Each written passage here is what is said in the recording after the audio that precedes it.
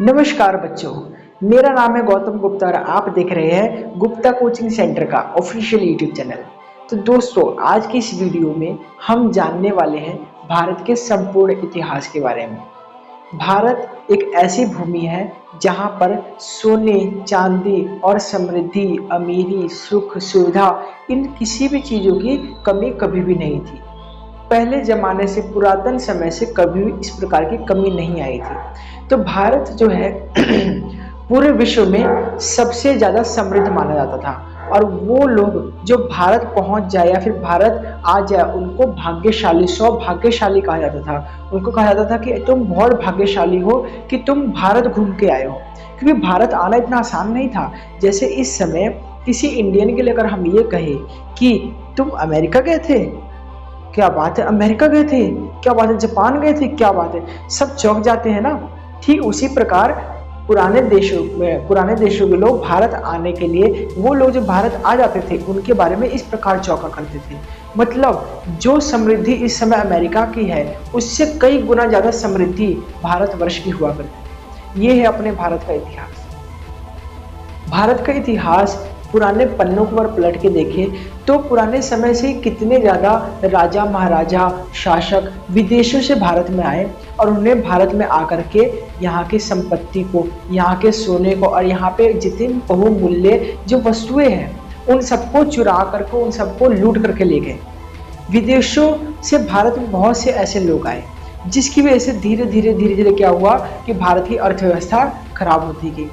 और वास्तविकता तो ये है कि अंग्रेजों के आने से पहले तो भारत समृद्ध ही था, ठीक ठाक ही था। लेकिन जैसे अंग्रेज आए ना, उसके बाद से हमारे भारत के गरीब होने की जो उल्टी गिनती है वो स्टार्ट हो गई। जैसे जैसे अंग्रेज भारत आए उसकी वजह से भारत है उसमें प्रॉब्लम शुरू होने लगे, क्योंकि अंग्रेज लोग क्या करते थे, अंग्रेज लोग अपने देश के विकास के लिए भारत के संसाधनों का एक्सप्लॉयटेशन कर रहे थे। भारत का जो संसाधन है उसका इस्तेमाल कर रहे थे, उसको खराब कर रहे थे, भारत की जमीन को खराब कर रहे थे, भारत के रिसोर्सेज खराब कर रहे थे और अपने देश का विकास कर रहे थे, इंग्लैंड का विकास कर रहे थे और भारत का नुकसान हो रहा था। तो इस प्रकार अंग्रेजों ने 200 वर्षों तक भारत का एक्सप्लॉयटेशन किया, उसने भारत का शोषण किया। भारत के जो भी संसाधन है, जो भी प्राकृतिक, मानव निर्मित या फिर कितनी भी अलग अलग भिन्न भिन्न प्रकार के जैव अजैविक संसाधन, उन सभी का उन्होंने शोषण किया, लाखों पेड़ काट दिए।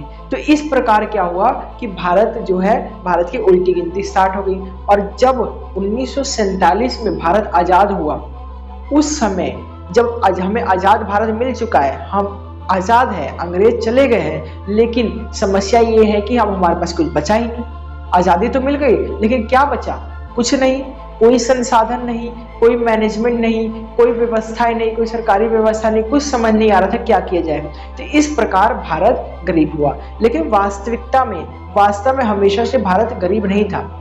पूरे विश्व संसार का सबसे बड़ा यूनिवर्सिटी नालंदा यूनिवर्सिटी, जिसके अंदर छात्र रह भी सकते थे, पढ़ भी सकते थे, इतनी विशाल यूनिवर्सिटी जो कि बिहार में इस समय है, इस प्रकार की यूनिवर्सिटी इंडिया में हुआ करती थी। विदेशों से बड़े बड़े दूर दूर से लोग आकर के अपना अध्ययन कार्य पूरा करते थे।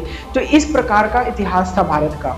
ये हमारे लिए गर्व की बात है कि भारत का इतिहास एक गर्वपूर्ण इतिहास रहा है। तो हमें उन्हीं इतिहासों को याद करके वापस उसी समय में अर्थात उसी प्रकार की स्थिति को भारत में लाना है। हम सबको एक साथ मिल करके हमें देश के भलाई के लिए, देश की तरक्की के लिए हमें अपना अपना योगदान देना है। अब देश की तरक्की के लिए हम लोग कैसे योगदान दे सकते हैं? हम लोग क्या है, हम लोग हैं ह्यूमन रिसोर्स, यानी कि भारत की सबसे बड़ी संपत्ति, सबसे बड़ा संपदा, सबसे बड़ा एसेट्स हम ही हैं। हम जो चाहे वो सब कुछ कर सकते हैं। पूरे संसार में सबसे ज़्यादा जो आबादी है वो चाइना में है, लेकिन सेकंड नंबर पे इंडिया में है, यानी India second largest high population वाला कंट्री है। तो हमारे पास 35 ईयर से नीचे वाले जो यंगस्टर होते हैं, जो बहुत कुछ कर सकते हैं, उनकी पॉपुलेशन भी इंडिया में बहुत ज़्यादा है। तो इसका मतलब हमारे पास ह्यूमन रिसोर्स बहुत ज़्यादा है और ह्यूमन रिसोर्स को सरकार को डेवलप करना होगा। सरकार क्या करेगी? ह्यूमन रिसोर्स को डेवलप करेगी, ह्यूमंस के अंदर अलग अलग तरह के स्किल लाएगी। वो सब कैसे होगा? दो तीन चीज़ों पर ध्यान देना होगा। सबसे पहले शिक्षा यानी कि एजुकेशन। और एजुकेशन पर ध्यान दिया गया, शिक्षा पर ध्यान दिया गया, हर जगह एक प्रकार की शिक्षा हुई, यूनिफॉर्म एजुकेशन सिस्टम रहा। कोई सरकारी स्कूल नहीं, कोई प्राइवेट स्कूल नहीं। स्कूल मतलब स्कूल, स्कूल यहाँ पे विभाजन हो जाता है स्कूल का, सरकारी स्कूल, प्राइवेट स्कूल, क्या सरकारी क्या प्राइवेट। हम कहते हैं कि स्कूल के अंदर हमने यूनिफॉर्म ड्रेस दे दी है ताकि बच्चों के बीच में कभी भेदभाव जैसा माहौल उत्पन्न ना हो। और वही हम देखते हैं कि रोड पे हम पैदल जा रहे हैं, सरकारी स्कूल के बच्चे, बगल में बस से प्राइवेट स्कूल के बच्चे जा रहे हैं। हम देखते हैं तो क्या होता है, हमारे अंदर भी हीन भावना उत्पन्न होती है। तो इस प्रकार की व्यवस्था के अंदर कैसे देश विकास करेगा? हमारे एजुकेशन सिस्टम के अंदर ही भेदभाव है तो हमारा देश कैसे आगे बढ़ेगा? तो बहुत सी कमियां हैं और हम सभी यंगस्टर को मिलकर इन कमियों को समझना पड़ेगा, आइडेंटिफाई करना पड़ेगा, एनालाइज करना पड़ेगा और प्रॉब्लम की तरफ फोकस नहीं करना है, हमें फोकस करना है उनकी सॉल्यूशंस की तरफ। क्या कि इसका क्या सॉल्यूशन, किस तरह हम इन सभी प्रॉब्लम्स को सॉल्व कर पाए और पुराना वही भारत का हम निर्माण कर पाए जो सदियों पहले, कई शताब्दियों पहले भारत हुआ करता था, जो समृद्धि होती थी भारत, उसी स्थिति में लाना पड़ेगा भारत को। इसको लाने के लिए, इस स्थिति को परिवर्तन करने के लिए हम सबका साथ चाहिए। दूसरा क्या हो सकता है? दूसरा हो सकता है स्वास्थ्य। स्वास्थ्य के ऊपर गवर्नमेंट का बजट बहुत अच्छा है, इस बार अच्छा भी आया है, शिक्षा और स्वास्थ्य पे काफी अच्छा बजट आया है। सरकार की इसके लिए सराहना भी करनी चाहिए, लेकिन काफी ज्यादा ध्यान देने की जरूरत है, इसके ऊपर और फोकस करने की जरूरत है और हमारा देश धीरे धीरे विकास कर भी रहा है। तो हमारा मेन उद्देश्य क्या है? हमारा मेन उद्देश्य है कि भारत को वापस वही पहचान दिलानी है जो हमारे इतिहास में था।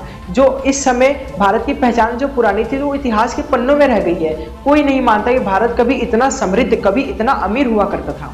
तो हम सभी यंगस्टर को, हम सभी जितने भी यंगस्टर है, जवान है, 21वीं सदी के जितने भी बच्चे हैं भारत के अंदर, हम सभी को मिल करके भारत को एक समृद्ध देश बनाना होगा। तो ये कैसे पॉसिबल होगा? तो इसको पॉसिबल करने के लिए, इसको संभव करने के लिए हम सभी को अपने अपने स्तर पर रह करके काम करना पड़ेगा। ठीक है, जैसे कि आप कहो कि हम तो बच्चे हैं, हम क्या कर सकते हैं, हम कैसे देश का विकास करेंगे, हम कैसे अपने देश की प्रगति में अपना योगदान करेंगे? जी हाँ, कर सकते हैं। आप बच्चे मन लगाकर पढ़ाई करेंगे, ठीक है, पढ़ाई के साथ साथ अलग अलग चीजों में भी अपना ध्यान लगाएंगे, अलग अलग संस्कार सीखेंगे, हमारे शास्त्रों का भी अध्ययन करेंगे, जो भी पुरातन संस्कार, वेद, शास्त्र, उपनिषद या फिर बाइबल हो गया या कोई भी धर्म का कोई भी शास्त्र हो, पुराण हो गया, इन सब से मिलने वाली शिक्षा काफी काम की होती है। स्कूली शिक्षा भी आप ग्रहण करो और साथ साथ इस प्रकार की अन्य शिक्षा भी आप ग्रहण करो। इस प्रकार धीरे धीरे आपका मस्तिष्क पूरी तरह से डेवलप होगा। और अगर आप पढ़ाई अच्छी तरीके से करेंगे, ग्रेजुएशन अच्छे से करेंगे, अच्छी डिग्री लेंगे और अच्छा सा एक स्किल्ड लेबर बन के आएंगे, स्किल्ड लेबर बन के आएंगे तो हम अपने देश के लिए काम करेंगे। कुछ लोग होते हैं जो पढ़े लिखे जाते हैं, काफी अच्छा स्कोर कर लेते हैं, काफी अच्छा इंटेलिजेंट लोग होते हैं, लेकिन वो काम किसके लिए करते हैं? वो काम करते हैं विदेशों में जाकर। तो हमें ऐसा नहीं बनना है, भले ही हम कम पैसा कमाए, लेकिन हमें क्या करना है, अपने स्किल्स को, अपनी जो ताकत, अपनी जो क्षमता है, उसको विदेशों के लिए नहीं, अपने देश में ही उसको इस्तेमाल करना है। और साथ ही साथ इसका मतलब ये नहीं है कि मैंने कहा, जैसे कि मैंने अभी कहा कि हमें स्किल्ड लेबर बनना है, इसका मतलब ये नहीं है कि हम लेबर बन जाए, हम नौकर ही रह जाए, हम एम्प्लॉय रह जाए। नहीं, स्किल्ड लेबर का मतलब है आप काम करो, पहले सीखो, फिर अपना स्टार्टअप भी खोल सकते हो, बिजनेस भी करो और रोजगार भी उपलब्ध कराओ। इसमें भारत में ये भी समस्या है कि रोजगार के अवसर काफी कम है, तो आप रोजगार लेने वाले नहीं, रोजगार देने वाले भी बन सकते हो। तो इस प्रकार की आपकी कोशिशें होनी चाहिए। तो इस तरह से हर युवा अगर संकल्प ले ले कि हाँ, हमें भारत को वही पुराना पहचान दिलाना है जिसे भारत को सोने की चिड़िया कहा जाता था, तो भारत को वापस से सोने की चिड़िया बनाने के लिए हम सबका योगदान बहुत बहुत महत्वपूर्ण है। तो आज से हम संकल्प लेते हैं कि भारत को एक समृद्ध, शक्तिशाली देश बनाएंगे। इसका भारत की जो पुरानी पहचान है, सोने की चिड़िया, समृद्ध देश, जहां पर पहुंचना बड़ा मुश्किल होता है, वापस वही पहचान भारत को दिलाएंगे, भारत की स्थिति वापस वैसी ही करेंगे। हम भारत को ऐसा सुंदर देश बना देंगे कि विदेशों से कोई व्यक्ति अगर भारत आए तो वो वापस लौटते समय उनके जो परिवार सदस्य उनसे पूछे, वाह भारत से आए हो, क्या बात है, तो उनका भी सम्मान बढ़े, भारत को इस प्रकार बनाए। जैसे कि हम अमेरिका जाते हैं तो जिस प्रकार हमारा सम्मान होता है, वैसे विदेशी लोग अगर भारत आए तो वापस जाए तो उनके परिवार लोग ऐसा सम्मान करें। इस प्रकार भारत की स्थिति को बनाना है। तो बच्चों, मैं उम्मीद करता हूं कि हमारी छोटी सी कोशिश आपके लिए कारगर साबित हुई होगी, काफी कुछ सीखने को मिला होगा आपको। इसी प्रकार आप पढ़ते रहिए, नया सीखते रहिए और देश के विकास में अपना योगदान देते रहिए। धन्यवाद।